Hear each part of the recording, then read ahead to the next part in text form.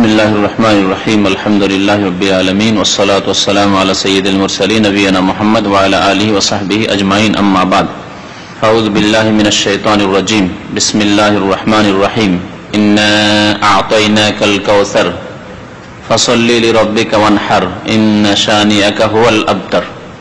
মহান আল্লাহর সমস্ত প্রশংসা, দরুদ ও সালাম নাযিল হোক প্রিয় নবী মুহাম্মদ সাল্লাল্লাহু আলাইহি সাল্লামের উপর। আল্লাহুম্মা সাল্লি আলাইহি আল্লাহুম্মা বারিক আলাইহি। আজকে আপনাদের সামনে তাফসীর করব সূরাতুল কাউসার। এই সূরার নাম হচ্ছে আল কাউসার সূরা। এই সূরা নাজিল হয়েছে কোথায়, এই সম্পর্কে দুটি মত রয়েছে তাফসীরকারদের। একটি মত হচ্ছে যে এই সূরা নাজিল হয়েছে নবী করিম সাল্লাল্লাহু আলাইহি ওয়াসাল্লামের মদিনার জীবনে, অর্থাৎ এই সূরা হচ্ছে মাদানী সূরা। আর আরেকটি মত হচ্ছে যে এই সূরা হচ্ছে মক্কি সূরা। তো মক্কি সূরা অথবা মাদানী সূরা হওয়ার অর্থ হচ্ছে কি, যদি কোন সূরাকে বলা হয় যে মাদানী সূরা, তার অর্থ কি মদিনায় নাযিল হয়েছে। আর যদি মক্কি সূরা, তার মানে মক্কায় নাযিল হয়েছে। তো যদি কোন সূরা তায়েফে নাযিল হয়ে থাকে, তাহলে তার নাম কি হবে? তায়েফের যুদ্ধে গিয়ে, হুনাইনের যুদ্ধে গিয়ে যদি নাযিল হয়ে থাকে, হ্যাঁ, তাহলে আগের কথা ঠিক থাকলো না। এই জন্য সংজ্ঞাটা প্রথম ঠিক করতে হবে। তো সংজ্ঞা কি মক্কি আর মাদানীর? সংজ্ঞা হচ্ছে যে নবী সাল্লাল্লাহু আলাইহি ওয়াসাল্লামের নবুয়ত প্রাপ্তির পরে, অর্থাৎ 40 বছর বয়সে নবী হলেন। নবুয়ত প্রাপ্তির পরে মক্কার জীবনে 13 বছর, নবী করিম সাল্লাল্লাহু আলাইহি ওয়াসাল্লাম মক্কার জীবনে কতদিন থাকলেন? 13 বছর নবী হওয়ার পরে, অর্থাৎ তার 53 বছর বয়স পর্যন্ত। তাহলে এই 13 বছরের মধ্যে যদি কোন সূরা বা আয়াত নাযিল হয়ে থাকে, সেই সূরাগুলোর নাম হচ্ছে মক্কি সূরা। সে মক্কার মধ্যে নাযিল হোক, আর তায়েফের সফরে গিয়ে নাযিল হোক, আর মক্কার বাইরে কোনো জায়গায় নাযিল হোক, যেখানে নাযিল হোক না কেন। আর মদিনা আসার পরে নবী করিম সাল্লাল্লাহু আলাইহি ওয়াসাল্লামের পর যে সব সূরা নাযিল হয়েছে, সেই সূরাগুলোর নাম হচ্ছে মাদানী। সেই সূরা মদিনায় নাযিল হোক, অথবা বদরে গিয়ে নাযিল হোক, উহুদে নাযিল হোক, আর আপনার অন্য কোন তাবুকে গিয়ে নাযিল হোক, সফরে নাযিল হোক, মক্কা বিজয়ের সময় নাযিল হোক, তায়েফের যুদ্ধে গিয়ে নাযিল হোক, হুনাইনের যুদ্ধে গিয়ে নাযিল হোক, যেখানে নাযিল হোক না কেন, এই 10 বছরের মধ্যে যে সূরাগুলি নাযিল হয়েছে, সেই সূরাগুলির নাম হচ্ছে মাদানী সূরা। যে 10 বছর হচ্ছে নবী করিম সাল্লাল্লাহু আলাইহি ওয়াসাল্লামের মদিনার জীবন। এইভাবে সংজ্ঞা করলে সহজ। নবী সাল্লাল্লাহু আলাইহি ওয়াসাল্লামের মক্কি জীবনে যা নাযিল হয়েছে, যেখানে নাযিল হোক, মক্কায় হোক আর মক্কার বাইরে হোক, সেগুলো হচ্ছে মক্কি। আর মদিনার জীবনে যেগুলি নাযিল হয়েছে, মদিনায় হোক আর মদিনার বাইরে হোক, সেগুলি হচ্ছে মাদানী। তো এই সূরা কাউসার সম্পর্কে ইখতিলাফ রয়েছে যে এই সূরা কোনখানে নাযিল হয়েছে। কারণ ইখতিলাফ হওয়ার কারণ এই যে নবী সাল্লাল্লাহু আলাইহি ওয়াসাল্লাম এই ক্ষেত্রে স্পষ্ট কোন হাদিসে বলেননি, ইতিহাসের ভিত্তি করে যে এর ইতিহাস কি। এই সূরা কি নবী সাল্লাল্লাহু আলাইহি ওয়াসাল্লামের মক্কার জীবনেই নাযিল হয়ে গিয়েছিল? হয়তো সাহাবায়ে কেরাম থেকে এরকম স্পষ্ট প্রমাণ নেই, সেজন্য পরবর্তীকালে তাবেঈনদের ইখতিলাফ হয়েছে, না মদিনার জীবনে নাযিল হয়েছে। তাহলে এই ইখতিলাফ ইতিহাসের ভিত্তি করে, ঐতিহাসিক জ্ঞানের উপর ভিত্তি করে যারা হয়তো জেনেছেন অথবা মনে করেছেন যে না, এর সাথে মক্কি সূরার সম্পর্ক বেশি, বিষয়বস্তু এরকমই লাগে। কারণ মক্কায় যেসব শত্রুরা ছিল, সেসব শত্রুরাই নবী করিম সাল্লাল্লাহু আলাইহি ওয়াসাল্লামের চরম শত্রু ছিল, এবং নবী করিম সাল্লাল্লাহু আলাইহি ওয়াসাল্লামকে তারা নির্বংশ বলতো, বিভিন্ন রকমের খারাপ উপাধি দিত। এই বিষয়টি এতে রয়েছে, এদিকে দিয়ে লক্ষ্য করে তারা হয়তো মক্কি বলেছেন। তো যাই হোক, এই বিষয় সম্পর্কে এর বেশি আলোচনার প্রয়োজন নেই। মক্কি হইলেও কোরআন কারীমের একটি সূরা, আর মাদানী হইলেও কোরআন কারীমের একটি সূরা। এই সূরা অত্যন্ত গুরুত্বপূর্ণ এবং ব্যাপক অর্থবাহী সূরা। এই সূরায় মাত্র কয়টি আয়াত রয়েছে? 3টি আয়াত রয়েছে, সবচেয়ে ছোট সূরা। অর্থের দিক দিয়ে অত্যন্ত ব্যাপক। আল্লাহ পাক ইরশাদ করেছেন, ইন্না আ'তাইনাকাল কাউসার, নিশ্চয় আমি আল্লাহ হে নবী আপনাকে দান করেছি কাউসার। হে নবী সাল্লাল্লাহু আলাইহি ওয়াসাল্লাম, আপনাকে আমি কি করেছি? আল কাউসার দান করেছি। কাউসার, কাউসারি বললাম, এই জন্যই বললাম যে কাউসারের তাফসীর বা অর্থে বহু মত রয়েছে। সমস্ত মতগুলিকে একত্রিত করতে পারবেন একটি শব্দে, যে শব্দ দিয়ে অনেকেই এর অনুবাদ করেছেন, তা হচ্ছে অজস্র মঙ্গল বা অজস্র কল্যাণ। অজস্র মঙ্গল বা অজস্র কল্যাণ আপনাকে আমি দান করেছি। আল্লাহ পাক নবী করিম সাল্লাল্লাহু আলাইহি ওয়াসাল্লামকে সম্বোধন করে বলছেন, ইন্না মানে নিশ্চয়, আমি আ'তাইনা দান করেছি, কা আপনাকে, আল কাউসার। অজস্র কল্যাণ। ইন্না আতাইনা কাল কাউসার, কাউসার শব্দটির অর্থ অজস্র কল্যাণ, এই জন্য যে কাউসার শব্দটির আসল ধাতু হচ্ছে কাসির। কাসির মানে কি?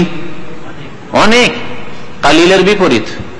হ্যাঁ, কাসির হচ্ছে কালিলের বিপরীত। কালিল মানে হচ্ছে অল্প, আর কাসির মানে হচ্ছে অফুরন্ত বা অনেক।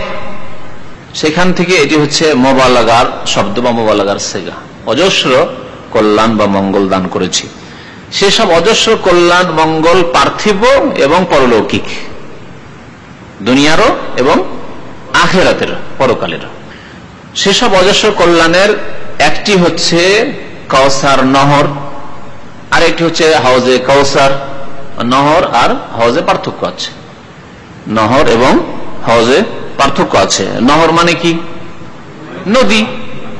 আরবিতে যে নাহর বলে, নাহর মানে হচ্ছে নদী। আর হাউজ মানে, হাউজ নদীকে বলে না। হাউজ তো বুঝতে পারছেন যে মসজিদের সামনে যে হাউজ থাকে, কি বলে, চৌবাচ্চা বলে যেগুলোকে, হাউজ। তাহলে আল্লাহ পাক রব্বুল আলামিন রাসূলুল্লাহ সাল্লাল্লাহু আলাইহি সাল্লামকে বিচার দিবসে হাসরের মাঠে হাউজ দান করবেন। এবং একটি নহর রয়েছে, যে নহরটি জান্নাত থেকে প্রবাহিত, সেই নহরের নাম হচ্ছে নাহরুল কাউসার। তো আল্লাহ পাক রব্বুল আলামিন নবী করিম সাল্লাল্লাহু আলাইহি ওয়াসাল্লামকে হাউজে কাউসার দান করেছেন, এবং কাউসার নামক নহর রয়েছে জান্নাতে, যা দান করবেন নবী করিম সাল্লাল্লাহু আলাইহি ওয়াসাল্লামকে। কাউসার মানে যে ব্যাপক অর্থটি, তাতে আরো অনেকগুলি অর্থ আসবে, যেগুলি দিয়ে তাফসির করা হয়েছে এই শব্দটির। কেউ কেউ এই শব্দের তাফসির করেছেন যে নবী সাল্লাল্লাহু আলাইহি ওয়াসাল্লামকে বিরাট শাফাআত দান করা হয়েছে, শাফাআতের ইখতিয়ার তাকে দান করা হয়েছে, যে তিনি একমাত্র বৃহৎ শাফাআত করবেন বিচার দিবসে, আর কোন নবী রাসূল সাহস করবেন না। আর সেই শাফাআতের বড় হাদিসে কিছুদিন আগে শুনিয়েছি যে সমস্ত লোকেরা প্রথম যাবেন তার কাছে, আদম আলাইহিস সালামের কাছে, তিনি অস্বীকার করবেন। চলে যাবেন নূহ আলাইহিস সালামের কাছে, তিনি অস্বীকার করবেন, আমার দ্বারা হবে না, আমার দ্বারা হবে না। চলে যাবেন ইব্রাহিম খলিলুল্লাহ আলাইহিস সালামের কাছে, তিনি অস্বীকার, আমার দ্বারা হবে না। চলে যাবেন মুসা আলাইহিস সালামের কাছে, তিনি বলেন আমার দ্বারা এই কাজ হবে না। চলে যাবেন ঈসা আলাইহিস সালামের কাছে, তিনি বলেন আমার দ্বারা হবে না। চলে যাবেন সবাই প্রিয় নবী মুহাম্মদ সাল্লাল্লাহু আলাইহি ওয়াসাল্লামের কাছে, তখন তিনি আনা লাহা, আমি এই কাজ করতে পারবো, এই শাফাআত আমি করবো, এটি আমার হক, আমাকে আল্লাহ করার অনুমতি দিবেন।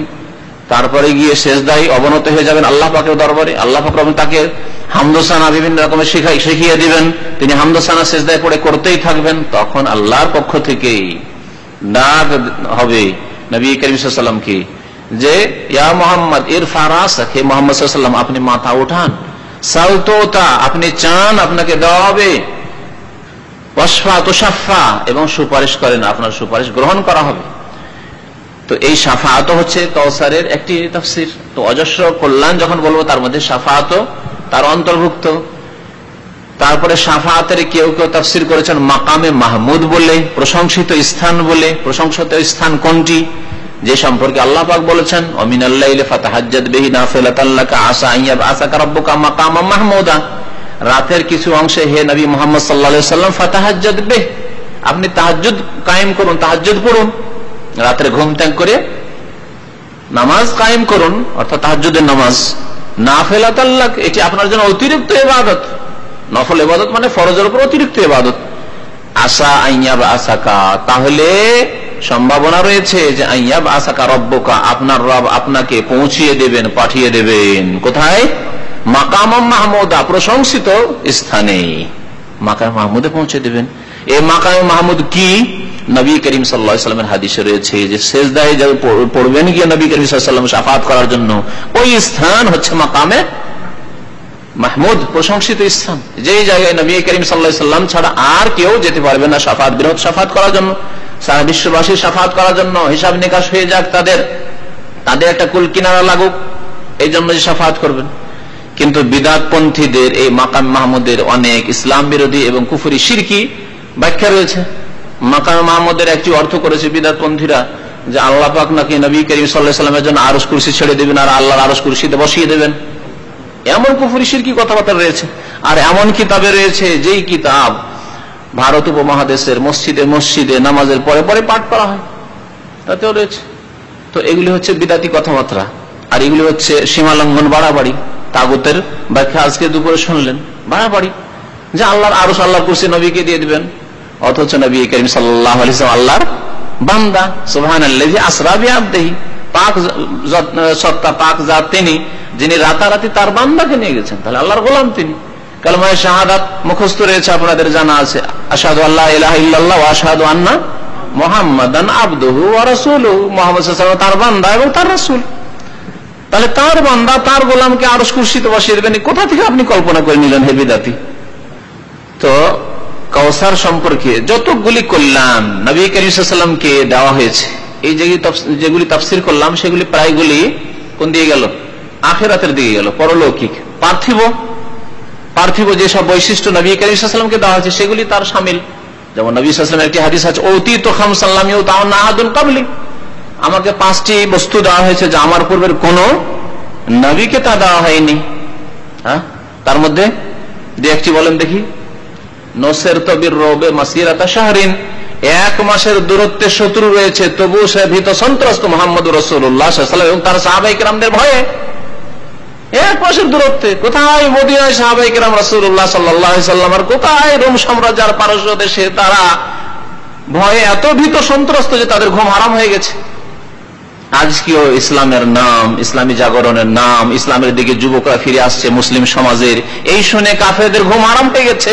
সেজন্য বিভিন্ন নাম দেওয়া শুরু করেছে। কিছুদিন আগে মৌলবাদীর নাম দিতে, এখন সন্ত্রাস নাম দেওয়া শুরু করেছে। ঘুম হারাম হয়ে গেছে। তো এই বৈশিষ্ট্য যে নবী সাল্লাল্লাহু আলাইহি ওয়াসাল্লামকে দেওয়া হয়েছে, সেটি সরাসরি নবী সাল্লাল্লাহু আলাইহি ওয়াসাল্লামকে দেওয়া হয়েছে এবং তাদের থেকে তার উম্মতরা পাবে। যত বেশি আল্লাহ রাসূলের আনুগত্য করবে এবং আল্লাহ রাসূলের অনুসরণ করবে, আল্লাহ রাসূল সাল্লাল্লাহু আলাইহি ওয়াসাল্লামের সুন্নতের ভক্ত হবে, তত বেশি তাদেরকে আল্লাহ এই দান করবেন যে কাফের শত্রু তাদেরকে ভয় করবে, ভীত সন্ত্রস্ত থাকবে। এই বৈশিষ্ট্য দেওয়া হয়েছে রাসূলুল্লাহ সাল্লাল্লাহু আলাইহি ওয়াসাল্লাম তার উম্মতকে। আরো দুই একটি বলেন। জুইলাত লিয়াল আরদু মাসজিদান ওয়া তাহুরান, সারা বিশ্বের জমিনকে আমার জন্য, আমার উম্মতের জন্য কি করা হয়েছে? সেজদার স্থান করা হয়েছে, যে কোনো জায়গায় আমরা নামাজ পড়তে পারবো। এবং তাহুরান, পবিত্রতার উপায় করা হয়েছে। পানি না থাকলে পানির বিকল্প হিসাবে আমরা মাটি দিয়ে তায়াম্মুম করে নামাজ কায়েম করতে পারবো, কোরআন তেলাওয়াত করতে পারবো, আমাদের বড় নাপাকি ছোট নাপাকি দূর করতে পারবো। ওয়া উতিতু শাফাআত, আমাকে শাফাআত দেওয়া হয়েছে, শাফাআত দেওয়া হয়েছে। ওহিল্লাত লিয়াল গানাইম, এই উম্মতের জন্য, আমার জন্য, আমার উম্মতের জন্য গনিমতের ধন সম্পদ, কাফেরদের যুদ্ধের ময়দানে ছেড়ে যাওয়া আর ধন সম্পদকে হালাল করা হয়েছে, আগের উম্মতে হালাল ছিল না। এসব বৈশিষ্ট্য নবী করিম সাল্লাল্লাহু আলাইহি ওয়াসাল্লামকে দেওয়া হয়েছে। পার্থিব বৈশিষ্ট্য এছাড়া বহু বৈশিষ্ট্য আল্লাহ পাক রাসূলুল্লাহ সাল্লাল্লাহু আলাইহি ওয়াসাল্লামকে দিয়েছে। যত উম্মত রয়েছে, যত আম্বিয়া কেরাম এসেছেন, তাদের সবচাইতে বেশি উম্মতের সংখ্যা হবে কার? রাসূলুল্লাহ সাল্লাল্লাহু আলাইহি ওয়াসাল্লামের। এটিও কাউসারের অন্তর্ভুক্ত, যে আল্লাহর নবীর উম্মতের সংখ্যা সবচেয়ে বেশি হবে। যত জান্নাতি হবে, অন্যান্য উম্মতে জান্নাতি, মুসা আলাইহিস সালামের উম্মতে জান্নাতি হবে, ঈসা আলাইহিস সালামের উম্মতে জান্নাতি হবে, ইব্রাহিম আলাইহিস সালামের উম্মতে জান্নাতি হবে, নূহ আলাইহিস সালামের উম্মতে জান্নাতি হবে, কিন্তু সমস্ত উম্মতের মধ্যে সবচেয়ে বেশি জান্নাতি হবে এই উম্মতে মুহাম্মাদিয়া, রাসূলুল্লাহ সাল্লাল্লাহু আলাইহি ওয়াসাল্লামের উম্মতের সংখ্যা বেশি হবে জান্নাতীদের। এই উম্মতের 70,000 এমন হবে যারা বিনা হিসাবে, বিনা আযাবে জান্নাতে যাবেন। নবী করিম সাল্লাল্লাহু আলাইহি ওয়াসাল্লাম হাদিস রয়েছে। এই রকমের বৈশিষ্ট্য, বহু বৈশিষ্ট্য নবী করিম সাল্লাল্লাহু আলাইহি ওয়াসাল্লামকে দেওয়া হয়েছে। হ্যাঁ, এটি একটি বৈশিষ্ট্য। তাহলে 5 নম্বর পুরা করে দিন। জাযাকাল্লাহু খাইরান। ওয়া কানান নবী ইউবাসু ইলা কওমি খাসসাতান, নবীদেরকে পাঠানো হয়তো তার স্বজাতির জন্য, যে তুমি ওই এলাকা, ভাই গ্রাম এলাকা নির্ধারিত করে দেওয়া হয়তো, অথবা বংশ নির্ধারিত করে দেওয়া হয়তো, তোমার বংশের জন্য, তুমি অন্য বংশে যাবে না, তোমার বংশের জন্য শুধু তুমি। ওয়া বুইসতু ইলান নাসি কাফা, এবং আমাকে সারা বিশ্বের মানুষের জন্য পাঠানো হয়েছে। কালোর জন্য, সাদার জন্য, আরবের জন্য, অনারবের জন্য, এশিয়ানদের জন্য, আফ্রিকান, ইউরোপিয়ান, সবার জন্য পাঠানো হয়েছে। ওমা আরসালনাকা ইল্লা রাহমাতাল লিল আলামিন ওমা আরসালনাকা ইল্লা কাফাতাল লিন-নাস ইন্নী রাসূলুল্লাহি ইলাইকুম জামিআ। এইভাবে আল্লাহ পাক রব্বুল আলামিন কয়েকটি আয়াতে ঘোষণা করিয়ে দিয়েছেন নবী করিম সাল্লাল্লাহু আলাইহি ওয়াসাল্লাম সম্পর্কে, যে তিনি সারা বিশ্ব জাহানের জন্য রহমত স্বরূপ এসেছেন, বিশ্ব জাহানের জন্য হিদায়াত করতে এসেছেন, বিশ্ব জাহানের জন্য তার নিয়ে আসা দিন কোরআন নিয়ে এসেছেন। শুধু সম্মানই না, কল্যাণ করলে সবগুলি আসবে তার মধ্যে। তো বাকি তাফসীর করার আগে এই সূরা সম্পর্কে, এই সূরার ফজিলত সম্পর্কে একটি হাদিস শোনাই। হাদিসটি মুসলিমে রয়েছে, আবু দাউদে রয়েছে, নাসাইতে রয়েছে। আনাস রাদিয়াল্লাহু তাআলা আনহু বর্ণনা করেছেন, বলছেন বাইনা রাসূলুল্লাহ সাল্লাল্লাহু আলাইহি ওয়াসাল্লাম বাইনা আযহরিনা, একবার রাসূলুল্লাহ সাল্লাল্লাহু আলাইহি ওয়াসাল্লাম আমাদের মাঝে ছিলেন, ফিল মসজিদে, মসজিদে। ইয উগফিয়া ইগফাআতান, হঠাৎ করে তাকে একটু তন্দ্রা আসলো। সুম্মা রাফা রাসা মুবতাসিমান, হঠাৎ করে মাথা উঠালেন মুচকি হাসি হেসে উঠলেন নবী করিম সাল্লাল্লাহু আলাইহি ওয়াসাল্লাম। নবী সাল্লাল্লাহু আলাইহি ওয়াসাল্লাম কখনো জোরে হাসতেন না, অট্ট হাসি তো দূরের কথা, যেটি আমাদের জন্য অপছন্দনীয়, সাধারণ মুসলিমের জন্য অপছন্দনীয় হা হা করে হাসা। কিন্তু আর একটি হাসি হচ্ছে 3 প্রকার, এটা আগে অনেকবার আমি বলেছি, তাই না? এটা হচ্ছে কাহা কাহা, যেটা আরবিতে মানে হা হা করে হাসা, অট্ট হাসি হাসা। আর একটা হচ্ছে দেহেক মানে মধ্যম হাসি হাসা। আর আরেকটি হচ্ছে মুচকি হাসা, শুধু মুখটা হাসি মুখ, কিন্তু তার কোনো আওয়াজ হয় না, হাও হয় না আর আওয়াজও হয় না। এটা হচ্ছে ইবতিসাম বা তাবাসসুম। নবী সাল্লাল্লাহু আলাইহি ওয়াসাল্লাম এই হাসির জন্য উৎসাহিত করেছেন, তাবাসসুমুকা ফি ওয়াজহি আখিকা লাকা সাদাকা, তুমি তোমার মুসলিম ভাইয়ের সাথে কোন মানুষের সাথে মুচকি হাসি হেসে সাক্ষাৎ করবে, এটি সাদকা হবে, সাদকার নেকি পাবে। তুমি 1 রিয়ালও খরচ করলেন না, 1 পয়সা খরচ করলেন না, কিন্তু আপনি সাদকার নেকি পেলেন। হাসি মুখে কথা বললেন, সালাম আলাইকুম, কেমন আছেন ভাই, ভালো আছেন, নেকি পেয়ে গেলেন আপনি সাদকা। এটি ফকির মিসকিন কিছু চাইলো আপনার কাছে, ভাই দিতে পারলাম না, মনে কিছু নেবেন না, একটু হাসি মুখে বললেন, আপনি মনটা খারাপ করে না। তোমরা শুধু বিরক্ত করো, তোমাদের কাজই হচ্ছে, স্বভাবই হচ্ছে এইগুলি ভিক্ষা করা, না এরকম না, কিছু দিতে পারলাম না, মনে কিছু নেবেন না, অন্য কোনদিন চেষ্টা করব, দুঃখিত। হয়ে গেল সাদাকা, পয়সা দিতে পারলেন না, সাদাকা হয়ে গেল। যে কোনো ভাইয়ের সাথে, সে গরিবের সাথে হোক আর সুখীর সাথে হোক। তো নবী করিম সাল্লাল্লাহু আলাইহি ওয়াসাল্লাম মুচকি হাসি হাসতেন, এই অভ্যাস আমাদের করা উচিত। দেখেন অনেকে অভ্যাস না করার কারণে হাসতে পারেন না, মুচকি হাসি দেখা হইলে অভ্যাস করেন আপনি। অনেক ভালো গুণগুলি মানুষকে নিজে অভ্যাস করে নিয়ে আসতে হয়। হয়তো আপনার মানে জন্মগত এই গুণটি নেই, কিন্তু আপনি কোরআন এবং হাদিস জানার পরে সেটাকে কাজে পরিণত করলে আপনার ওই অভ্যাস হয়ে যাবে, তখন ওটা আপনার প্রকৃতিতে চলে আসবে। যেমন আপনি খুব রাগী মানুষ, কিন্তু আপনি নিজেকে খুব কন্ট্রোল রাখেন, অভ্যাস করেন, রাগ করবো না, রাগকে থেমে রাখবো, গরম হবো না, দেখবেন যে আপনার কিছুদিন পরে এমন অভ্যাস হয়ে যাবে যে আপনি যেন কোনো রাগী মানুষই না, খুব সোজা মানুষ, ঠান্ডা মানুষ মনে হবে। বন্ধ করেন। তো এর উদাহরণ দিয়েছে ওলামায়ে কেরামরা, আজকালকার একটি উদাহরণ দেখে খুব চমৎকার। বলছে নতুন যে গাড়ি শিখে ড্রাইভার, ও গাড়ি চালায়, তখন কেমন ভাবে চালায়, চাবি যখন ঢুকায় তখন ওটাও দেখে। নতুন শিখার সময় দেখেছেন, ওনার খবর পেয়েছিলাম, দেখছেন যে কোনখানে ছিদ্রটা আছে, ছিদ্রটা ঠিক ঢুকলো কিনা, তারপর পা দিচ্ছেন, এক্সেলেটারে দিলাম না, ব্রেকে দিলাম না, কিসে দিলাম, ক্লাসে দিলাম কি দিলাম না, তারপর গিয়ারের দিকে দেখেন, সবাই করেছেন এরকম। নতুনে ওগুলো দেখতে থেকেছেন, কিন্তু এটা আপনার প্রকৃতিতে পরিণত হয়নি। কিন্তু ধীরে ধীরে ধীরে ধীরে কিছুদিন গাড়ি চালানোর পরে এমন আপনার প্রকৃতিতে পরিণত হয়েছে গাড়ি চালানো, যে কোনো দিকে দেখতে হয় না, কোনো দিকে দেখতে হয় না। পা আপন কাজ করছে, চোখ আপন কাজ করছে, কানও আপন কাজ করছে, এদিক ওদিক কোনো আওয়াজ হচ্ছে না, বা আমার গাড়ি থেকে আওয়াজ হচ্ছে না, ইঞ্জিন আওয়াজ হচ্ছে, সবগুলি কাজ করছে। ডান দিকেও আপনি দেখছেন, বাম দিকেও, সামনে দেখছেন, পেছনেও দেখছেন, হাতও কাজ করছে, সব কাজ হচ্ছে। এটা আপনার নেচারে, প্রকৃতিতে পরিণত হয়ে গেছে এখন। ওই রকমই আপনি রাগী মানুষ, আপনি আপনার মধ্যে কিছু খারাপ দোষ আছে, কিন্তু ভালো গুণগুলি যখন নিয়ে আসবেন আর ওটার অভ্যাস করবেন, প্র্যাকটিস করবো, আমি ভালো কাজে প্র্যাকটিস করবো, ভালো চরিত্রে প্র্যাকটিস করবো, তখন দেখবেন যে আপনি ভালো মানুষ হয়ে গেছেন, তখন আপনি কিছুদিন পরে। তো আমাদেরকে এরকম করে নিজেকে গড়ে তুলতে হবে, আমাকে তো গড়ে তুলতে হবে, আপনাকে গড়ে তুলতে হবে, আমাদের ছেলে মেয়েদেরকে গড়ে তুলতে হবে, এইভাবে গড়ে তুলতে হয়, নিজেকে গড়ে তুলতে হয়। সবাই জন্মগত ভালো মানুষ হয় না, আবার অনেকে জন্মগত ভালো হলেও খারাপ পরিবেশ পাওয়ার কারণে সে খারাপ হয়ে যায়। যাক, ওইদিকে আর যাচ্ছি না। কি বলছিলাম, যে মুস্কি হেসে উঠলেন নবী করিম সাল্লাল্লাহু আলাইহি ওয়াসাল্লাম, মাথাটা উঠিয়ে দেখলেন। বললাম, আমরা বললাম, মা আযহাকাকা ইয়া রাসূলুল্লাহ, হে আল্লাহর রাসূল, আপনি কি কারণে হাসলেন? কাল, বললেন রাসূলুল্লাহ, লাকাদ উনজিলাত আলাইয়া আনাফান সূরা, আমার নিকটে এখনই একটি সূরা নাযিল হয়েছে, এটি সূরা নাযিল হয়েছে। ফাকারা, পড়লেন, বিসমিল্লাহির রহমানির রহিম, ইন্না আতাইনাকাল কাউসার ফাসাল্লি লিরাব্বিকা ওয়ানহার, ইন্না শানিআকা হুয়াল আবতার। সুম্মা কাল, তারপর বললেন, আতাদরুনা মাল কাউসার, তোমরা কি জানো যে কাউসার কি? কুলনা আল্লাহু ওয়া রাসূলুহু আ'লাম, সাহাবারা বললেন যে আল্লাহ এবং তার রাসূল ভালো জানেন, বেশি জানেন।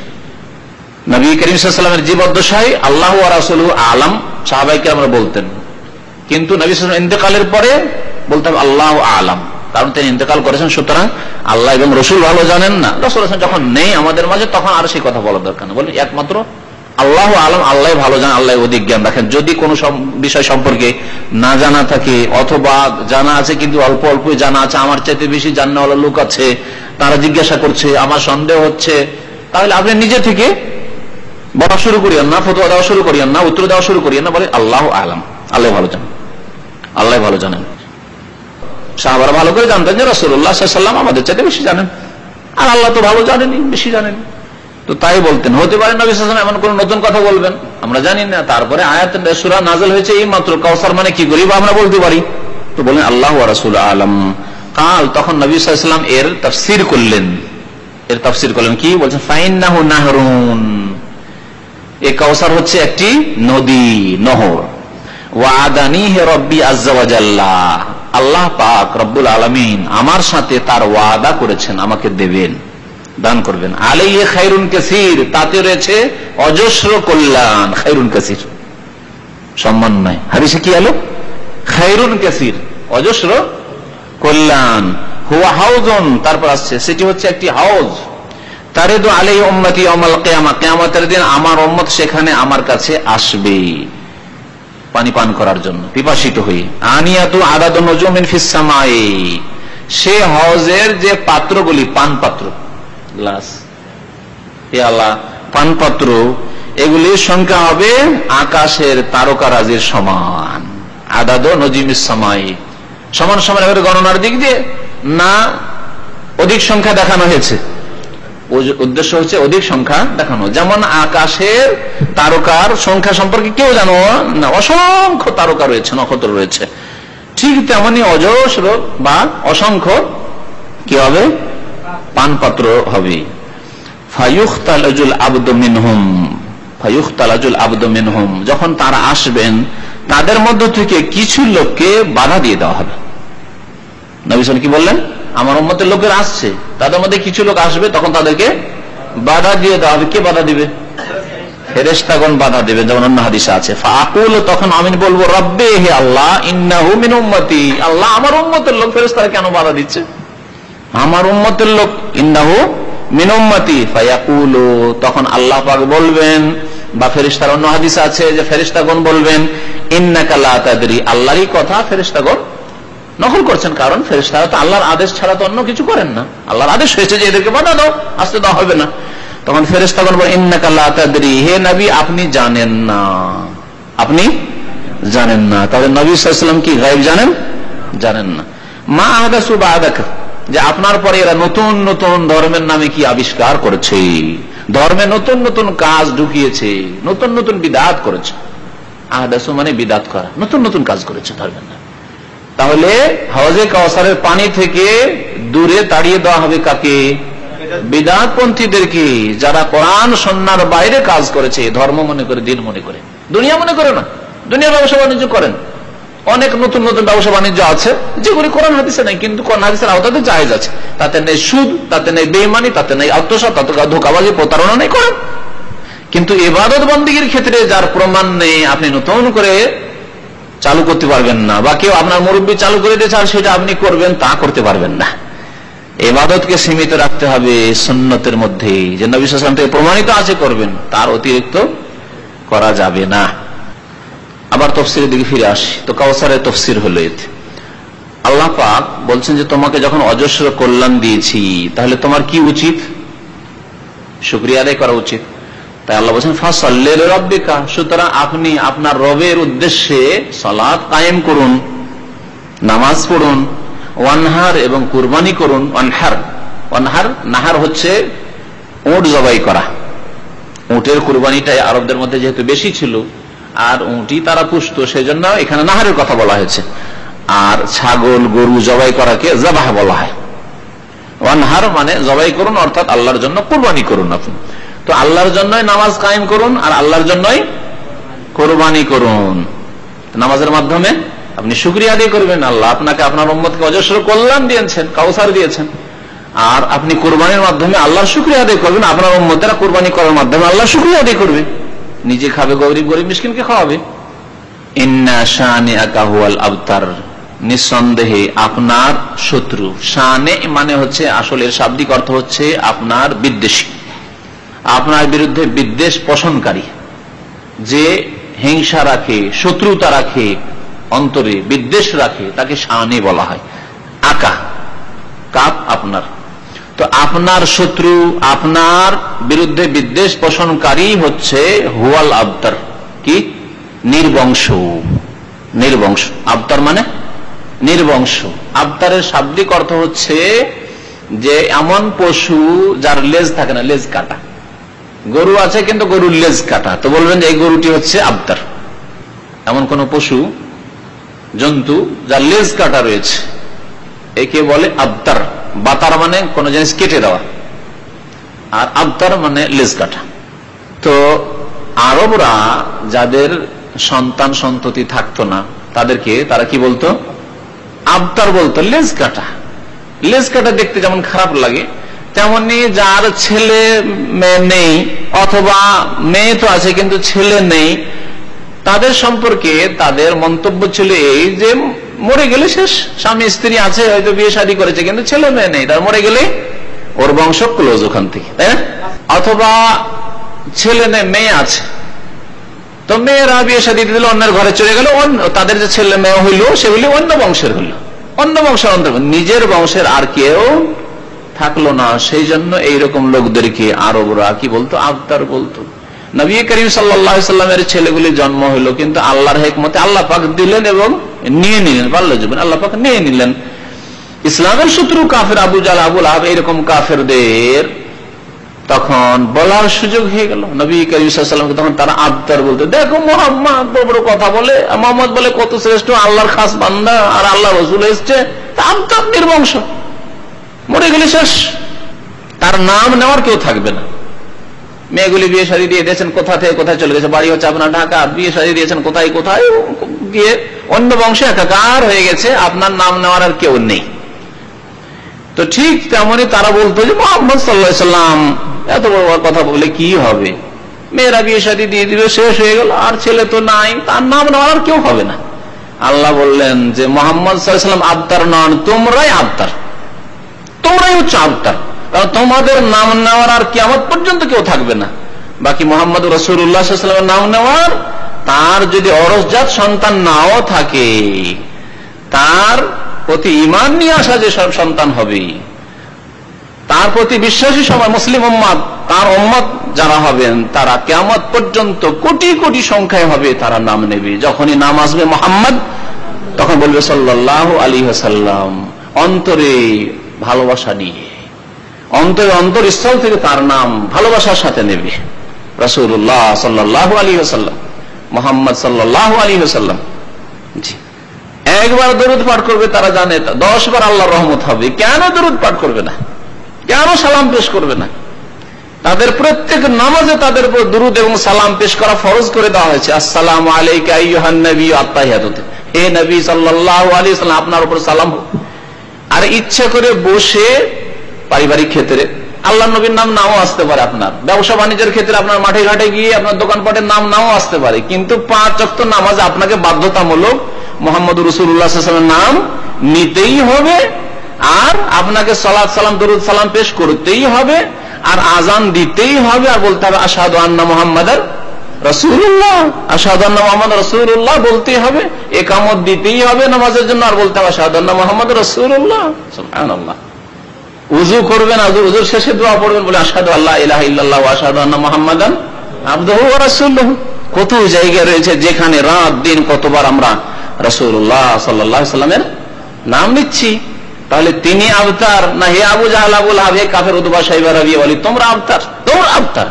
তাই আল্লাহ পাক বললেন, হে নবী মুহাম্মদ সাল্লাল্লাহু আলাইহি সাল্লাম, আপনার ছেলে সন্তান আমি রাখিনি, তার মানে আপনি আবতার নন, বরং আপনার শত্রু যারা, আপনার বিদ্বেষী যারা, আপনার বিরুদ্ধে যারা শত্রুতা রাখে, হিংসা রাখে, তারাই হচ্ছে আবতার, লেজ কাটা, তারাই হচ্ছে নির্বংশ, তাদের নাম আর কেউ নেবে না।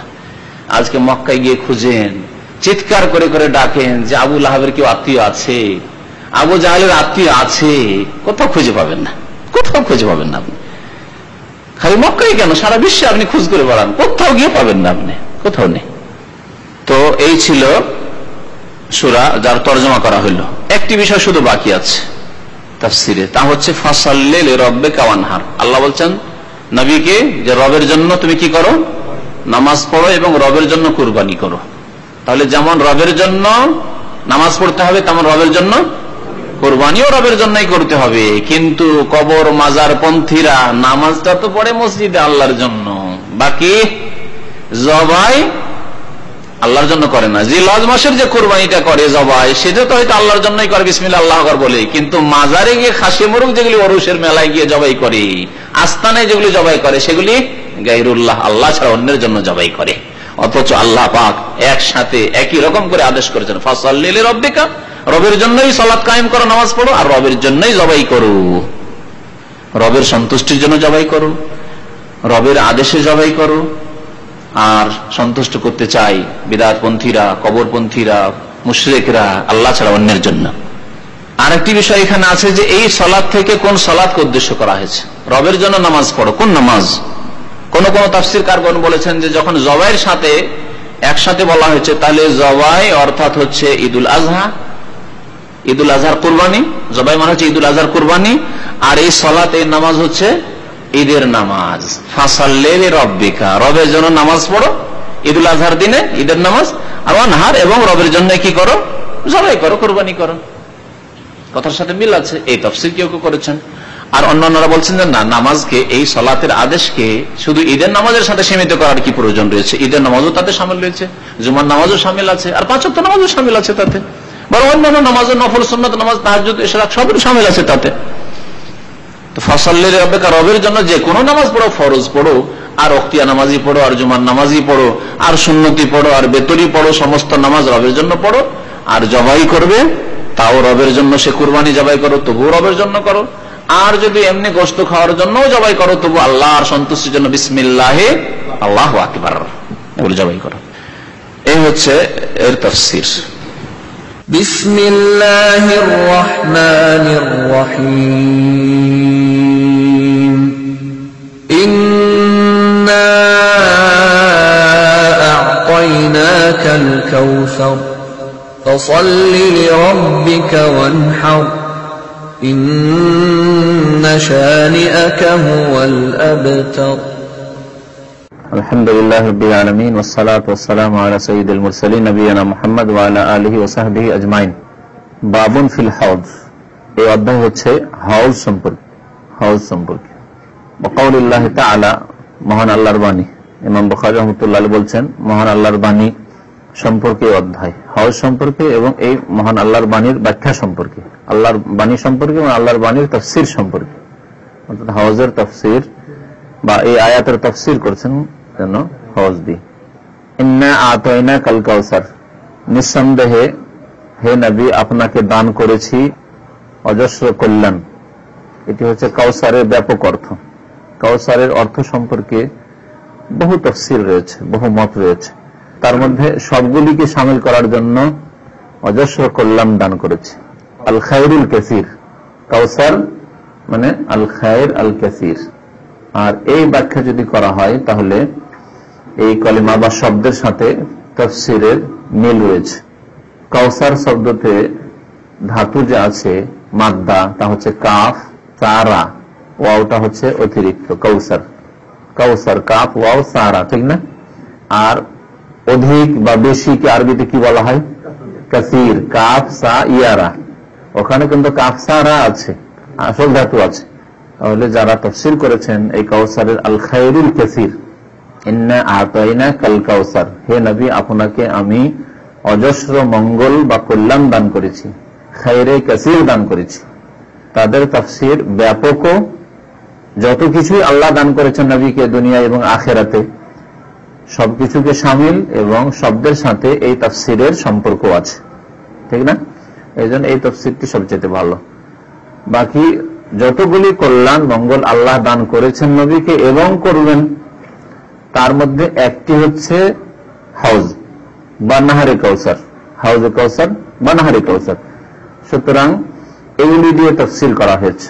কেউ কাউসার মানে কাউসারের নহর বলে তাফসীর করেছেন, কেউ হাউজে কাউসার দিয়ে তাফসীর করেছেন, কেউ শাফাআত দিয়ে তাফসীর করেছেন। হে নবী আপনাকে শাফাআতের অধিকার দিয়েছি, আপনি সুপারিশ করার যোগ্যতা রাখেন, আপনি শাফাআত করবেন, শাফাআত দিয়ে তাফসীর করেছে। তো এইভাবে বিভিন্ন তাফসীর করা হয়েছে।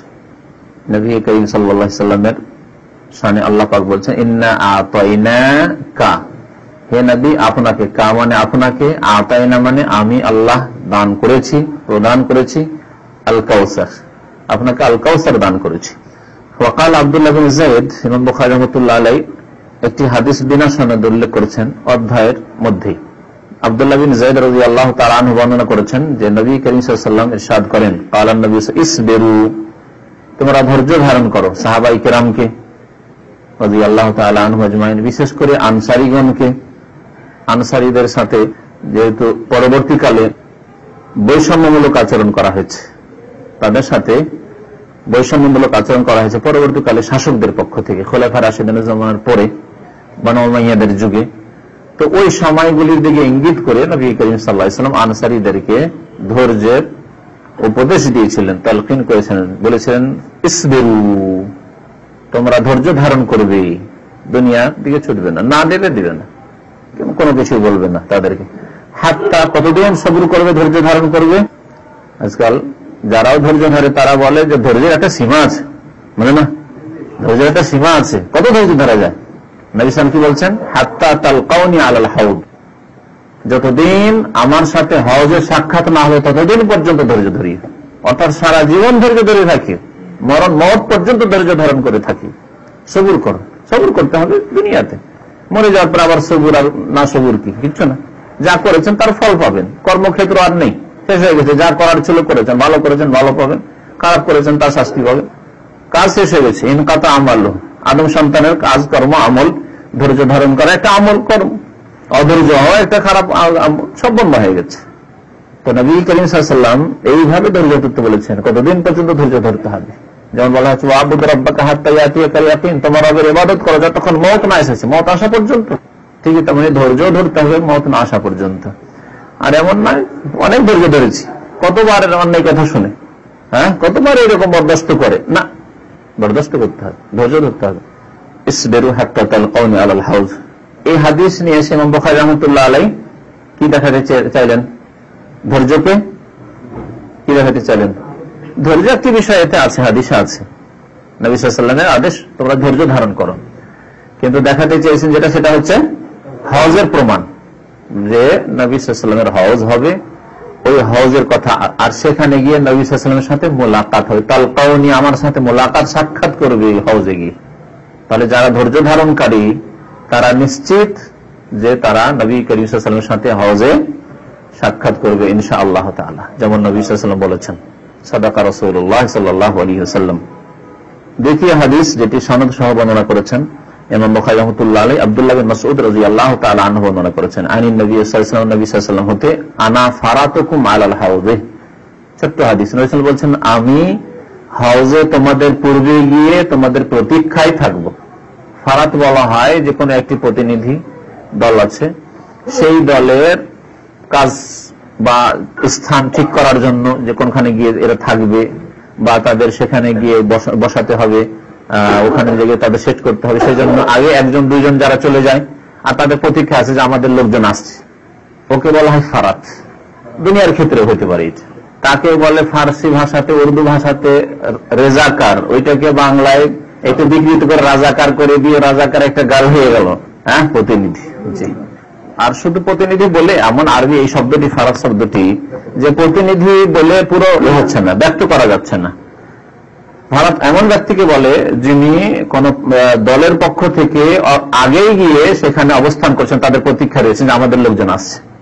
এই জন্য শিশু বাচ্চা যে মারা যায়, নাবালক ছেলে মেয়ে মারা যায়, তাদেরকে বলা হয়েছে যে এরা ফারাত। আল্লাহুম্মা জাআল লানা ফারাতান, আল্লাহ এই ছেলে শিশুকে, এই ছেলে মেয়েকে আমাদের জন্য ফারাত করা, তারা যেন জান্নাতের দরজায় বাবা মায়ের জন্য প্রতীক্ষায় থাকে যে আব্বা আম্মা আসবে, তাদেরকে নিয়ে ঢুকবো, আমি একাই ঢুকবো না।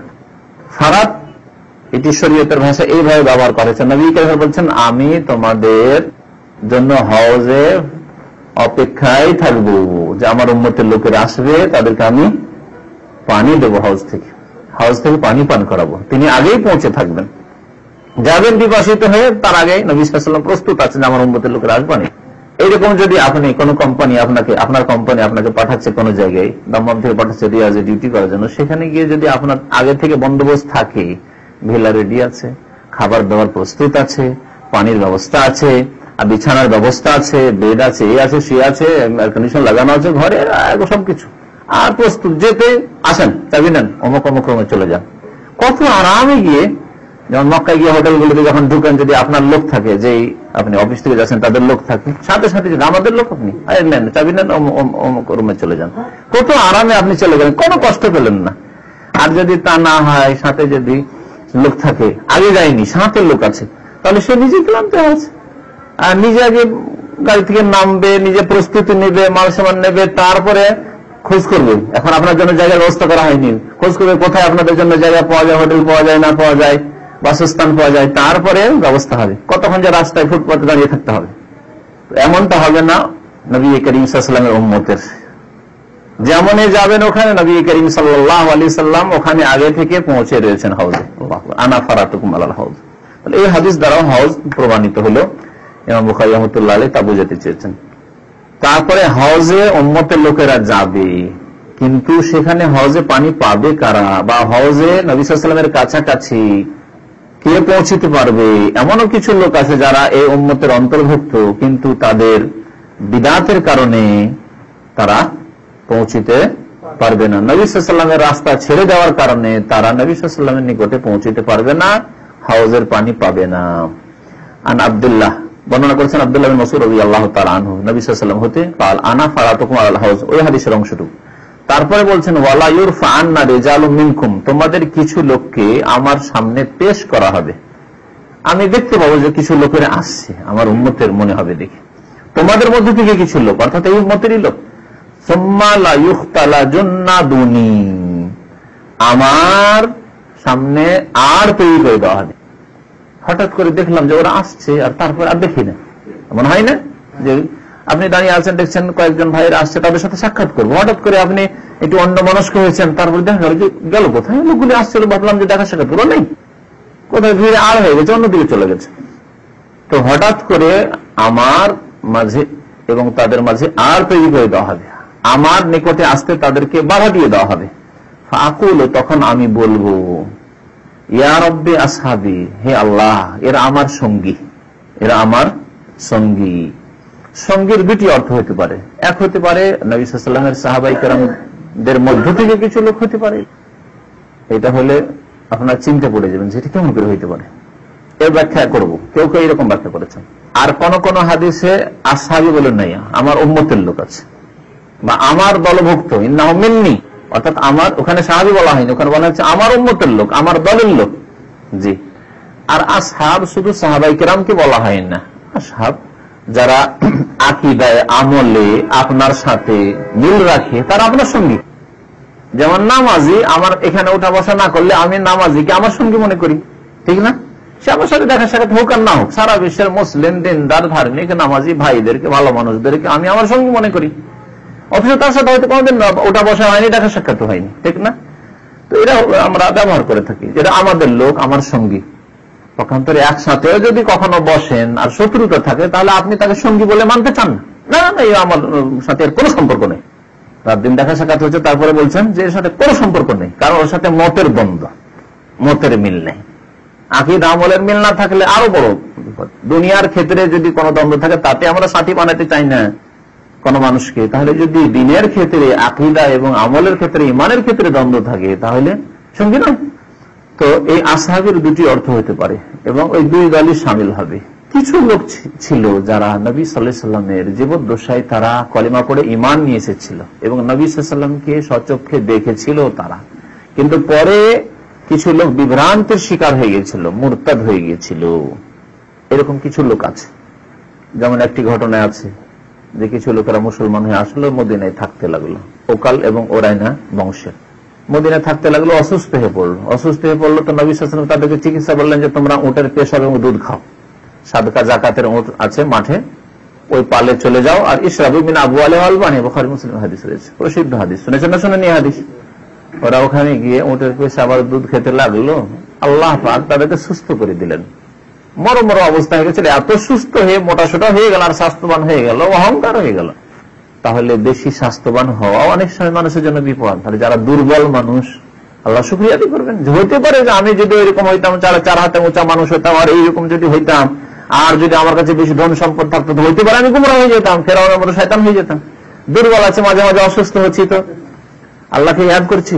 আর বাস্তব সত্য, সুবহানাল্লাহ, অসুস্থ যখন মানুষ হয় তখন বেশি বেশি আল্লাহকে ডাকে। যখন বিপদ আপদে পড়ে মানুষ বেশি বেশি আল্লাহকে ডাকে। হয়তো আপনার কাঁদন আসে না, সারা বছর চলে যাচ্ছে, সারা বছর সুস্থ, কোনো অসুখ বিসুখ হয়নি, একবারও কাঁদতে পারলেন আল্লাহর সামনে, কিন্তু যখন অসুখ হয়েছেন কত যে কাঁদলেন আল্লাহর সামনে, তাই না? কোন বিপদ আপদ, মানসিক অশান্তি হয়েছে, বিপদ আপদ, বালা মুসিবত হয়েছে, একটা অ্যাক্সিডেন্ট হয়েছে, ঝামেলায় পড়ে গেছেন, কত যে আল্লাহর কাছে কেঁদে কেঁদে দোয়া করলেন। তো ইবাদতটা বাড়লো না? এটা আপনার ফায়দা হইলো। দোয়া, ইবাদত, বন্দেগী, জিকির, আজকাল বেড়ে যায়। এটি হচ্ছে মানে প্রয়োজনের তাগিদে আপনি বাধ্য হয়ে যাচ্ছেন।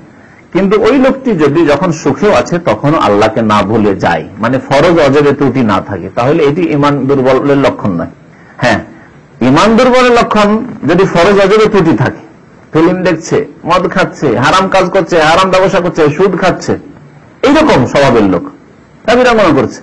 আর যেমনই বিপদ আপদ এসেছে, অ্যাক্সিডেন্ট হয়ে গেছে, তখন সব তবা করে আল্লাহ আর তোমাকে ছাড়বো না, আর গুনার কাজ করবো না, মনে হয় গুনার জন্য এরকম হয়েছে। পরে একটু ভালো হয়ে যাওয়ার পর আবার দুর্বল ইমান হয়ে গেল। এটা হচ্ছে ইমান দুর্বল লক্ষণ। কিন্তু সৎ মানুষ ফরজ অজেব আলহামদুলিল্লাহ আদায় করছে, 5 ওয়াক্ত নামাজ কায়েম করছে ফজর সহ, আলহামদুলিল্লাহ কোনো এইসব ত্রুটি নাই, কাবিরা গুনাহ নেই, তারপরে ভুল ত্রুটি হতে পারে। এইরকম লোক বিপদ আপদে পড়লে ইবাদত বন্দেগী বেড়ে যাওয়া, দোয়া বেড়ে যাওয়া, জিকির আজকার বেড়ে যাওয়া, তার আল্লাহর দরবারে কানন বেড়ে যাওয়া, এটি ইমানের লক্ষণ, এটি কোনো দোষণীয় নাই। তো কিছু সাহাবী এরকম ছিল যারা মুরতাদ হয়ে গেছে, তাদের একদল এটি, তারা করলো কি, শয়তান তাদেরকে নিয়ে খেলা করলো। আল্লাহু আকবার। রাখাল যে ছিল নবী সাল্লাল্লাহু আলাইহি ওয়াসাল্লামের পক্ষ থেকে রাখাল, নিযুক্ত রাখাল, যাকাতের যেহেতু উট, ওই রাখালগুলিকে খুন করে দিল, হত্যা করে দিল। শুধু খুন করা নাই, কোন কোন রিওয়ায়াত আছে তাদের চোখ উঠিয়ে নিয়েছিল, নাক কেটে নিয়েছিল, হাত কেটে নিয়েছিল, পা কেটে দিয়েছিল, মুসলা করেছিল। তারপরে উঠ নিয়ে পালাতে শুরু। রাখালকে না মারলে তার উঠ নিয়ে পালাতে পারছেন না। চুরি করা হলো যে এতগুলি উঠ, কয়েকশো উঠ, এটি যদি নিয়ে যেতে পারি সারা জীবন বসে বসে খাবো, বিভিন্ন সব ছিল। শয়তান এভাবে গুমরা করলো। মানুষ সৎ হওয়ার পরেও যে গুমরা হয়ে যেতে পারে, এই জন্য আল্লাহ বারবার দোয়া করতে বলেছেন, রব্বানা লা তুযিগ কুলুবানা বা'দা ইয হাদাইতানা। অনেকে সহিহ আকীদার অনুসারী হয়ে তারপরে কি হয়ে যাচ্ছে, বিদআতের দিকে চলে যাচ্ছে, ঠিক না? নামাজি হয়ে যাওয়ার পরে গুমরা হয়ে যাচ্ছে, অনেক মানুষ আছে। এই জন্য আল্লাহ দোয়া করতে বলেছেন, আল্লাহ আমাদেরকে হিদায়াত করার পরে আমাদের অন্তরকে বাঁকা করে দিও না, লা তুযিগ কুলুবানা, অন্তরকে বক্র করে দিও না, অন্তরে যেন বক্রতা না আসে। বা'দা ইয হাদাইতানা ওয়া হাব লানা মিন লাদুনকা রাহমা ইন্নাকা আনতাল ওয়াহ্হাব। বেশি বেশি দোয়া করতে হবে। নবী সাল্লাল্লাহু আলাইহি ওয়াসাল্লাম খুব বেশি বেশি দোয়া করতেন একটি দোয়া, আল্লাহুম্মা ইয়া মুকাল্লিবাল কুলুব সাব্বিত কলবি আলা দীনিক। আল্লাহ আমার অন্তরকে দ্বীনের উপর সাবিত রাখো, প্রতিষ্ঠিত রাখো, যেন অন্তর ফিরে না যায়। এই লোকগুলো অন্তর ফিরে গেল ইসলাম থেকে, হত্যা করে দিয়ে এইভাবে তারা ওটগুলি নিয়ে পালাতে শুরু করলো। নবী সাল্লাল্লাহু আলাইহি ওয়াসাল্লামের কাছে খবর আসলো। নবী সাল্লাল্লাহু আলাইহি ওয়াসাল্লাম কি করলেন, তাড়াতাড়ি সাহাবায়ে কেরামদেরকে বললেন, দৌড় ধরো, কোথায় আছে তারা। পাওয়া গেল গিয়ে, অনেক দূরে গিয়ে ওঁটও পাওয়া গেল, আর ওই রাখালগুলিকে পাওয়া গেল। সবগুলিকে ধরে বেঁধে নিয়ে আসা হলো, মদিনার কাছে নিয়ে আসা হলো। নিয়ে আসার পরে নবী সাল্লাল্লাহু আলাইহি ওয়াসাল্লামের কাছে খবর দেওয়া হয়। নবী সাল্লাল্লাহু আলাইহি ওয়াসাল্লাম বললেন যে যেইভাবে তারা হত্যা করেছে সেভাবে তাদেরকে হত্যা করো, কিসাস। এর নাম হচ্ছে কিসাস। আল্লাহ বলছেন কুতিবা আলাইকুমুল কিসাস। কিসাস, খুনের বদল খুন আল্লাহ ফরজ করেছেন তোমাদের উপর, এটি ফরজ। নবী সাল্লাল্লাহু আলাইহি ওয়াসাল্লাম আদেশ দিলেন, তাদেরকে ওইভাবে হত্যা করা হলো যেভাবে রাখালগুলিকে হত্যা করেছিল। এরা তো নবী সাল্লাল্লাহু আলাইহি ওয়াসাল্লামকে দেখে মুসলমান হয়েছিল, তখন তো সাহাবী ছিল, কিন্তু মুরতাদ হলো না। এই শ্রেণীর লোক। আরেক দল যারা নবী সাল্লাল্লাহু আলাইহি ওয়াসাল্লাম ইন্তেকালের সাথে সাথে বলল আমরা যাকাত দেব না। মুসাইলামা কাযযাব মিথ্যুক আল খারাজ এলাকাতে নবীর দাবি করলো যে আমি নবী, মুহাম্মদ সাল্লাল্লাহু আলাইহি ওয়াসাল্লামের পর আমি নবী হয়েছি। তখন ইয়ামামা এলাকার, ওই আল খারাজ এলাকার যারা বিদুইনরা ছিল, এই মুসাইলামার বংশে বিশেষ করে, তারা বলে আমাদের বংশের নবী, মদিনার নবীকে কেন মানতে যাব। আর এই জাতীয়তা তো আজকে সারা বিশ্বে প্রতিটি জাতিতে রয়েছে। আরব বেদুইনদের মধ্যে আরো বেশি জাতীয়তা ছিল। এই জাতীয়তা আবার ফিরে আসে। নতুন নতুন মুসলমান হয়েছে, অনেকে মুসলমান হয়ে আল্লাহ নবীর কাছে তরবিয়তে নেওয়ার, প্রশিক্ষণ নেওয়ার সুযোগ পাননি, এরকম হয়েছে। সবাই যে আবু হুরায়রা আর আব্দুল্লাহ বিন উমর, আব্দুল্লাহ মাসউদের মতো, আব্দুল্লাহ বিন আব্বাসের মতো শিক্ষা নিচ্ছে তা তো নয়। একটা লোক যদি এখানে এসে কলেমা পড়ে, আর কলেমা পড়ার পরে দেখা সাক্ষাৎ না করে, মাসে একবার, 6 মাসে একবার, বছরে একবার, কখনো এলোই না, তাহলে ওই লোক দ্বারা যে কোনো পাপ হয়ে যেতে পারে। যারা নিয়মিত আসছে, সপ্তাহে 1 দিন 2 দিন, আর আসার পরে কিছু শিক্ষা নিচ্ছে, তাদের আমলে পরিবর্তন, ভালো পরিবর্তন আসবে, এটা আশা করা যেতে পারে। কিন্তু যে লোক একবার আসলো আর এসে বললো যে আলহামদুলিল্লাহ আমি ওই পীর মাজার ওইসব ফকির ওইসব বিশ্বাসী নাই, কিন্তু ইসলামী শিক্ষা নেই, তার যে কোনো সমস্যা পাল্টে যেতে পারে, তার কাছে এলেন নেই। তো সাহাবায়ে কেরামদের বহু এরকম ছিল যারা দূরে থাকার কারণে, আর তখন মক্কা বিজয় হয়েছিল, হিজরত ফরজ ছিল না, তারা মুসলমান হয়ে কলেমা পড়ে চলে গেছে। আর ওইভাবে তরবিয়ত নেই, যেভাবে তরবিয়ত পেয়েছেন ওই সাহাবাই কেন যারা মুহাজিরিন আনসার নবী সাল্লাল্লাহু আলাইহি ওয়াসাল্লামের কাছাকাছি মসজিদে নবীতে 5 ওয়াক্ত নামাজ পড়েছেন, তাদের মতো শিক্ষা পায়নি। এরা যখন দেখলো মুসাইলামা কাযযাব, আমাদের বংশের নবী গো, তোর আমাদের বংশের নবী ছেড়ে মদিনার নবীর কি প্রয়োজন, এই নবী। বরং তারা বলেছিল যে আমাদের নবী, আমাদের গোত্র বংশের নবী যদি মৃত্যু হয় তাও ভালো। এত দূর জাতীয়তা, এই জাতীয়তা আজকাল নাই, আছে। ইলেকশনের 2টা লোককে দাঁড় করে দেন ঢাকাতে, একটা বিহারি দাঁড় করেন আর একটা বাঙালি দাঁড় করেন। বাঙালি জাতীয়তা যাদের রক্তে রক্তে ভরা আছে, বিহারিকে ভোট দেবো, যারা ছিল রাজাকার তাদেরকে ভোট দেবো। বিহারি যদিও মুসল্লি হয়, নামাজিয়া, পরেশগার, আল্লাহ হয়, তার দ্বারা হয়তো ইসলাম প্রতিষ্ঠার আশা আছে, তবু ভোট দেবে না। এই জাতীয়তাবাদে বিশ্বাসী মুসলমান না, ঠিক না? জাতীয়তা আমাদের মধ্যে আছে। আর পক্ষান্তরে বাঙালি হয়তো লম্পট, মদখোর, ভুলি কি হবে, বাঙালি না। এটা শুধু আমাদের জন্য বলছি, এটার উদাহরণ দিলে এটা পাকিস্তানে হইতে পারে। পাকিস্তানে একটা বাঙালি, করাচিতে বহু বাঙালি আছে, যদি ও যদি ইলেকশনে দাঁড়াতে যায় এই প্রশ্ন উঠতে পারে, বাঙালিকে ভোট দেবে রে, হ্যাঁ না? এই জন্য আসতে পারে তাদের মধ্যে। এই মুসলিমদের মধ্যে এইরকম জাতীয়তা আছে। আজ পর্যন্ত করাচিতে মহাজের হয়ে থেকে গেল, এসে সেখানে মুসলিম দেশে এসে সম্মানের সাথে স্থান পেল না। কি বলছিলাম, নবী সাল্লাল্লাহু আলাইহি ওয়াসাল্লামের আসহাব মানে সাহাবাই কেরাম তারা মুসলমান হয়েছিল। আল্লাহ নবীকে দেখলে সাহাবি, সাহাবি মানে এই না যে নবী সাল্লাল্লাহু আলাইহি ওয়াসাল্লামের কাছে ভালো প্রশিক্ষণ নিয়েছেন, জরুরি নয়। সাহাবি যারা একবার আল্লাহ নবীকে দেখেছেন সেই সাহাবি, ইমানের অবস্থা, ঠিক না? কিন্তু তখন সাহাবি হয়েছিলেন, কিন্তু ওর উপরে মত হয়নি, মুরতাদ হয়ে মত হয়েছে, তখন আর সাহাবি থাকলো না। কিন্তু এই জন্য সাহাবির সংজ্ঞা কি? হাফিজ ইবনে হাজার রাহমাতুল্লাহ আলাইহি বলেছেন, মান লাকিয়ান নবিয়্য সাল্লাল্লাহু আলাইহি ওয়াসাল্লাম, যেই ব্যক্তি নবী সাল্লাল্লাহু আলাইহি ওয়াসাল্লামের সাক্ষাৎ করেছে, মুমিনান মানে ইমানের অবস্থায়, ইমানের অবস্থায় সাক্ষাৎ করেছে। আচ্ছা, কেউ যদি এরকম সাক্ষাৎ করে থাকে, কুফরের অবস্থায় সাক্ষাৎ হয়েছিল, তখন মুসলমান হয়নি, পরে আল্লাহ নবীর ইন্তেকালের পরে সে মুসলমান হয়েছে, কিন্তু নবীর সাথে সাক্ষাৎ ছিল, তার সাহাবী হবে না। তাহলে ইমানের অবস্থায় আল্লাহ নবীর সাথে সাক্ষাৎ করতে হবে। আচ্ছা, তারপরে আরেকজন লোক সাক্ষাৎ করলো, হ্যাঁ ওয়াইস কারণী, সে মুসলমান হয়েছে আল্লাহ নবীর যুগেই, এটা আবার আলাদা, আল্লাহ নবীর যুগও পেয়েছে, মুসলমান হয়েছে, কিন্তু মুসলমান হচ্ছে দূর থেকে শুনে, ওই আমানে ছিল, আসতে পারেনি, যখন এসেছে তখন আল্লাহ নবীর ইন্তেকাল হয়ে গেছে। সাহাবী হবে কি করে? সাহাবী মোলাকাত হলো, প্রথম শর্ত হচ্ছে মাল্লাকে, যে মোলাকাত করেছে, মোলাকাত হয়নি নবীর সাথে। আচ্ছা, এক ব্যক্তি সাক্ষাৎ হয়েছে, ইমানের অবস্থায় সাক্ষাৎ হয়েছে, আর কিছুদিন ইমানের অবস্থায় থেকেছে, কিন্তু কুফরের অবস্থায় মুরতাদ হয়ে মরেছে, এই লোকেরা যেমন যাদের ঘটনা বর্ণনা করলাম, সাহাবী নয়। যেমনই কুফরি করলো তেমনই সাহাবীরা, মুসলমান নয় তো সাহাবী কি করে হবে? ক্যান্সেল হয়ে গেল তার সোহবত, যেমন ইসলাম তার ক্যান্সেল হয়ে গেল, তেমনই তার সোহবত নবী সাল্লাল্লাহু আলাইহি ওয়াসাল্লামের সঙ্গী হওয়া ক্যান্সেল হয়ে গেল। আর আরেকটি তাফসীর যেটি প্রসিদ্ধ, সেটি হচ্ছে যে যারা নবী সাল্লাল্লাহু আলাইহি ওয়াসাল্লামের উম্মত, কিন্তু তারা নবীর তরিকা বাদ দিয়ে আকীদার ক্ষেত্রে হোক, আর আমলের ইবাদত বন্দেগীর ক্ষেত্রে হোক, আমলের ক্ষেত্রে হোক, জীবনের কোন ক্ষেত্রে হোক, যারা বিদআতি রাস্তা নিয়েছে, ব্যক্তি জীবনের ক্ষেত্রে হোক অথবা অন্য কোন ক্ষেত্রে হোক, যারা বিদআতের রাস্তা নিয়েছে। আমার এই কথাটি দ্বিতীয় ব্যাখ্যাটি মনে রাখবেন, যারা আল্লাহ নবীর উম্মত কিন্তু নবীর রাস্তা ছেড়ে দিয়েছে আকীদার ক্ষেত্রে অথবা ইবাদতের ক্ষেত্রে অথবা অন্য কোন ক্ষেত্রে, হ্যাঁ, ব্যক্তি জীবনে, পারিবারিক জীবনে অথবা রাষ্ট্রনীতিতে আল্লাহ নবীর রাস্তা ছেড়ে অন্য রাস্তা ধরে নিয়েছে, তারাও হজে কসরে যাওয়ার চেষ্টা করবে, তাদেরকে বাধা দিয়ে দিবেন ফেরেশতাগণ, যেতে দেবেন না, ধাক্কা দিয়ে তাড়িয়ে দিবেন মেরে। তাহলে এর মধ্যে কত লোক শামিল আসবে? যারা আকীদার ক্ষেত্রে যে আকীদা আল্লাহ নবী দেননি সেই আকীদা বিশ্বাসী, পীরতন্ত্রে বিশ্বাসী, কবর মাজারে বিশ্বাসী, অথচ নামাজি, হয়তো নামাজি দাড়িওয়ালা, কিন্তু কবর মাজার পীর ফকির দরবেশে বিশ্বাসী, তারা হজে কসর পানি পাবে। প্রথম এরা ছাড়বে, কারণ আকীদা হচ্ছে আসল মূল। যারা আকীদায় নষ্ট করে ফেলেছে, পীর না ধরলে মুক্তি পাওয়া যাবে না। আল্লাহ বলছেন যে কোরআন এবং হাদিস ইত্তাবিউ মা উনজিলা ইলাইকুম, তোমরা অনুসরণ করো যে আল্লাহ নাযিল করেছেন। এরা বলছেন না, পীর না ধরলে জান্নাত পাওয়া যাবে না, শাফাত পাওয়া যাবে না। তাহলে এরা হজে কসর পাবে না, কারণ এদের আকীদা নবীর যে দেওয়া আকীদা, সেই আকীদা থেকে দূরে চলে গেছে। ইবাদতের ক্ষেত্রে যারা নবীর রাস্তা থেকে দূরে সরে গেছে, নামাজ পড়ে কিন্তু মাঝে মাঝে নামাজ পড়ে, ফজরটা পড়ে না, হজে কসর পাবে, নামাজ পড়ে মাঝে মাঝে পড়ে, মাঝে মাঝে পড়ে না, পাবে। ইবাদতের ক্ষেত্রে যেহেতু নবীর তরিকায় 4 ওয়াক্ত নামাজ নেই, 5 ওয়াক্ত নামাজ আছে।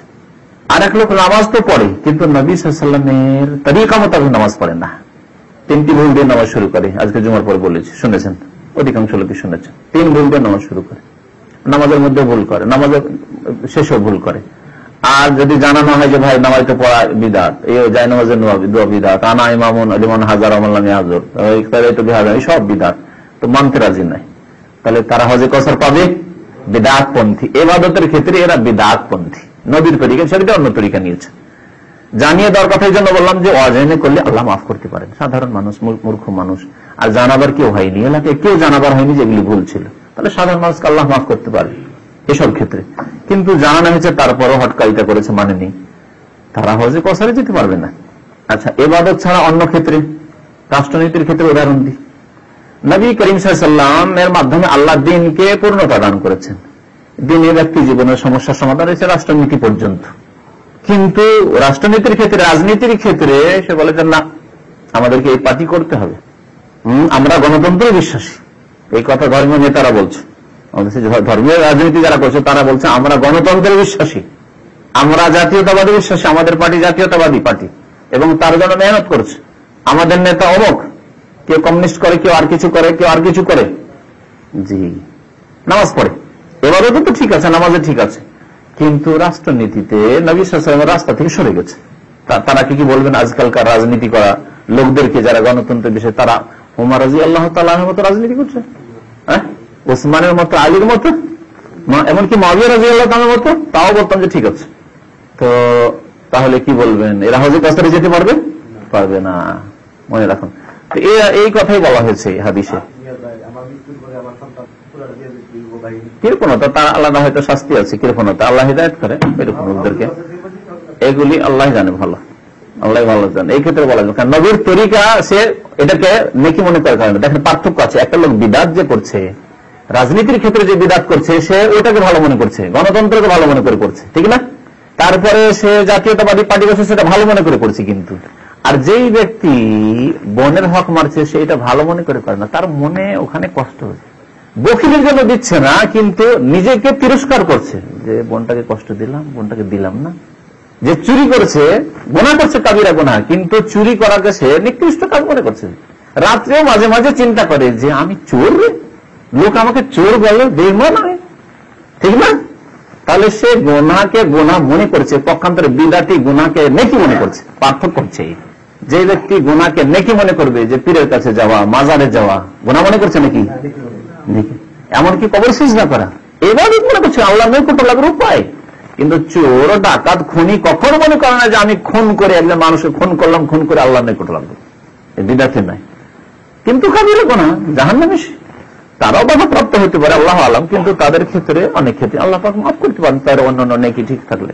কিন্তু বিদাতি যারা নবীর রাস্তা ছেড়ে দিয়েছে, ধর্ম মনে করে নবীর রাস্তা ছেড়ে দিয়েছে, যে নবীর রাস্তা ছেড়ে ওই রাস্তায় হচ্ছে ধর্ম, তাদের জন্য মহাবিপদ রয়েছে। তাদের কথা বলা হয়েছে, মা আহাদাসু বাদাকা, তাই রয়েছে। ফায়াকালু, বলা হবে নবীকে ফেরেশতাগণের পক্ষ থেকে, ইন্নাকা লা তাদরি, হে নবী আপনি জানেন না, আপনি। তাহলে বোঝা গেল যে নবী আলিমুল গায়ব নন। নবী ইন্তেকাল করার পরে আমাদের কোনো খোঁজ খবর রাখে না।